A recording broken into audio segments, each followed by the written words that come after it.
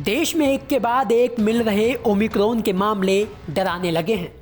कर्नाटक, गुजरात, महाराष्ट्र में Omicron variant का मरीज मिलने के बाद अब राजधानी दिल्ली के लिए भी एक बुरी खबर आई है। बता दें कि देश में कोरोना के सबसे खतरनाक वेरिएंट ओमिक्रॉन का 5वां मरीज मिला है, जो दिल्ली में पाया गया है, जिसकी जानकारी देते हुए दिल्ली के स्वास्थ्य मंत्री सत्येंद्र जैन ने खुद इस खबर की पुष्टि की है।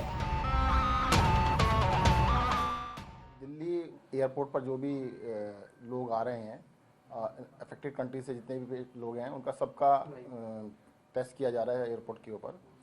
तो अभी तक 17 पॉजिटिव पेशेंट्स एलएनजेपी में भर्ती किए गए हैं। जो भी पॉजिटिव आता है उसको सीधा एलएनजेपी में भर्ती किया जाता है। साथ में 6 उनके कॉन्टैक्ट्स, मतलब 23 लोग हो गए, 6 कॉन्टैक्ट्स जैसे फैमिली मेम्बर्स हैं, तो वो साथ में हैं। उनको टेस्टिंग के लिए उनकी रिपोर्ट की इंतजार किया जा रहा है। टेस्टिंग दोबारा कराई गई है। तो 17 जो पॉजिटिव हैं उसमें जीनोम सीक्वेंसिंग कराई गई। तो अभी तक 12 लोगों की जीनोम सीक्वेंसिंग की हो चुकी है, और एक उसमें से जो है ओमिक्रॉन का पेशेंट लगता है कि जो तंजानिया से आया है।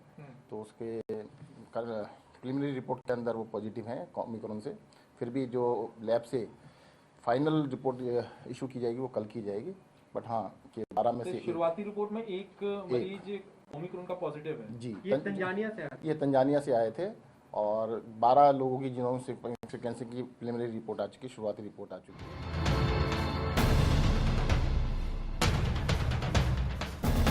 यानी अब तक दिल्ली में कुल 17 लोग कोरोना पॉजिटिव पाए गए हैं, जो विदेशों से फ्लाइट्स के जरिए दिल्ली एयरपोर्ट आए थे, जिसमें से 12 लोगों की जीनोम सीक्वेंसिंग कराई गई है, जिनकी रिपोर्ट आने के बाद दिल्ली में ओमिक्रॉन का पहला केस सामने आया है, जिसका इलाज फिलहाल दिल्ली के एलएनजेपी अस्पताल में चल रहा है।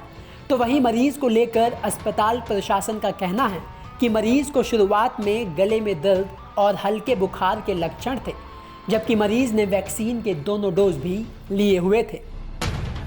एसिम्प्टोमेटिक है। जो लक्षण बताए जा रहे थे, आपसे भी पहले बात हुई, आपने कहा था कि कमजोरी आ जाती है शरीर में, आंख लाल हो जाती है। क्या इस तरह की भी लक्षण नजर आए हैं इस मरीज में? बॉडी एक है, थोड़ा हल्का बदन में दर्द है और थोड़ा वीकनेस है। और सबसे जो महत्वपूर्ण बात है ये है कि इनको रेस्पिरेटरी सिम्टम्स नहीं है, कफ नहीं है, खांसी नहीं है। रेस्पिरेटरी जो पहले डेल्टा वेव में होता था ना कि सडन ड्रॉप होता था ऑक्सीजन सैचुरेशन का, और ऑक्सीजन की रिक्वायरमेंट होती थी, रेस्पिरेटरी फेलियर होता था, वो सब देखने को नहीं है मिल रहा है। हिस्ट्री में ये पता चला है कि उन्होंने दोनों डोज वैक्सीन का लिया हुआ था। Already he has received both the doses of vaccine. Vaccine लगाने के बाद इसको इन्फेक्शन हुआ है। यानी ओमिक्रॉन के कहर का अंदाजा इसी बात से लगाया जा सकता है कि वैक्सीन की दोनों डोज भी इसके आगे बेअसर है, जिसके बाद एक बार फिर दिल्ली सरकार की तरफ से ओमिक्रॉन प्रभावित देशों से फ्लाइट्स को बैन करने की मांग की गई है। जितने भी केस हैं सारे विदेशों से ही आ रहे हैं और अफेक्टेड कंट्रीज से ही आ रहे हैं, ये बिल्कुल क्लियर है। मुख्यमंत्री अरविंद केजरीवाल जी ने कई बार केंद्र सरकार से डिमांड की है कि भाई जो भी अफेक्टेड कंट्रीज हैं जहाँ पर ओमिक्रॉन बहुत ज़्यादा फैला हुआ है, वहाँ की फ़्लाइट सर्विसेज को बंद कर दिया जाए। मुझे लगता है केंद्र सरकार को इसको संजीदगी से लेना चाहिए। उससे लगता है इसको कंट्रोल करना बहुत आसान होगा। अदरवाइज़ देखो क्या होगा कि कुछ लोग आएंगे, हो सकता है कि जो पॉजिटिव आ गए उनको तो हमने ले लिया, आइसोलेट कर दिया। कोई ऐसा ना हो कि जो पॉजिटिव आया नहीं, और इसके अंदर तो कह रहे हैं कि जेस्टेशन पीरियड थोड़ा ज़्यादा भी हो सकता है।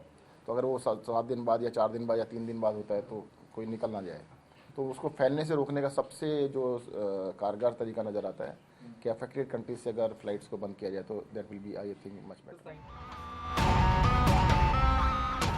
खैर, देखना ये होगा कि पिछली गलतियों से सीखते हुए आखिर कब फ्लाइट्स पर पाबंदी लगाई जाएगी, क्योंकि दिल्ली ने दूसरी लहर में जो मंजर देखा वो किसी तबाही से कम नहीं था। ऐसा दोबारा ना हो, इसके लिए उम्मीद तो यही है कि समय रहते कुछ बड़े और कड़े कदम उठाए जाएं। ब्यूरो रिपोर्ट, दिल्ली तक।